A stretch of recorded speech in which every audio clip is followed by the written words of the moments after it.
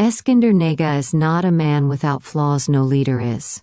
However, the attacks against him, the weaponization of media, and the coordinated efforts to undermine him are not rooted in his imperfections, or any mistakes he has made, but in his refusal to compromise on the principles of truth and systemic change. His critics do not hate him because of any unique faults. They hate him because he refuses to take orders from those who believe they alone should dictate the Amhara struggle.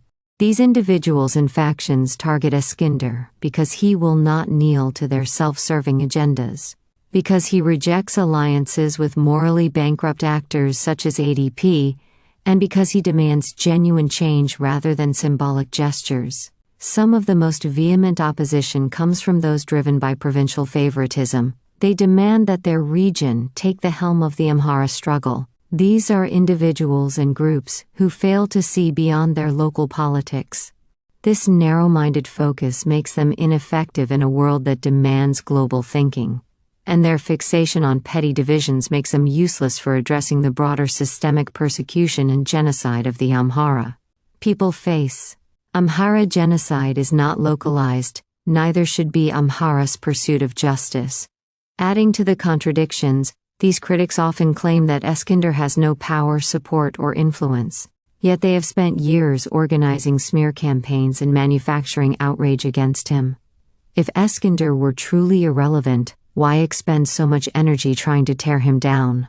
The reality is that their campaigns lack substance and fail to stick, because they are built on baseless accusations rather than genuine critique.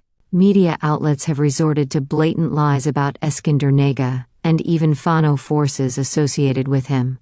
These media outlets perpetuate dangerous narratives that compromise the very people fighting to secure the survival of Amharas.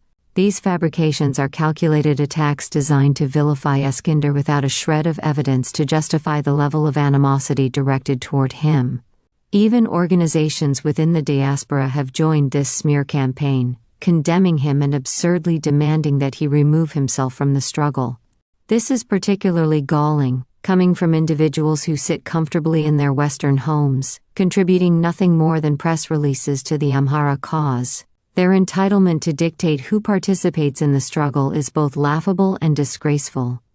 It reveals their detachment from the harsh realities on the ground, and their inability to match Eskendir's commitment.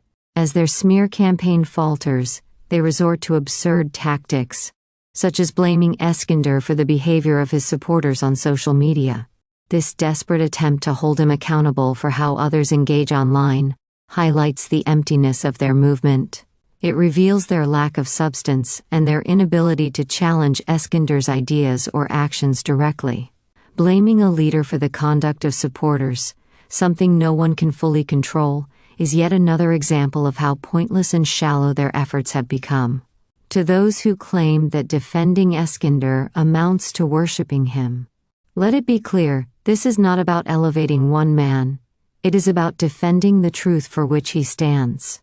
His supporters' defense is not about him as a man, but about protecting the truth and rejecting the normalization of moral corruption and the hijacking of the Amhara struggle for personal and provincial benefits. If defending his principles makes some uncomfortable, they must ask themselves why those ideals threaten them so deeply.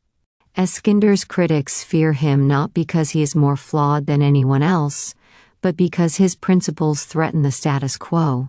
They cannot tolerate his refusal to compromise with forces complicit in Amhara genocide, or his rejection of superficial leadership changes that fail to address systemic change. Their campaign against him is not about genuine concern for the struggle. It is about silencing a voice they cannot control. In short, Eskendir Nega is not the problem. The problem lies with those who fear the light of truth he shines on corruption, mediocrity, and selfish agendas. History will not remember the voices of those who sought to silence him, but it will remember the truth he fought for.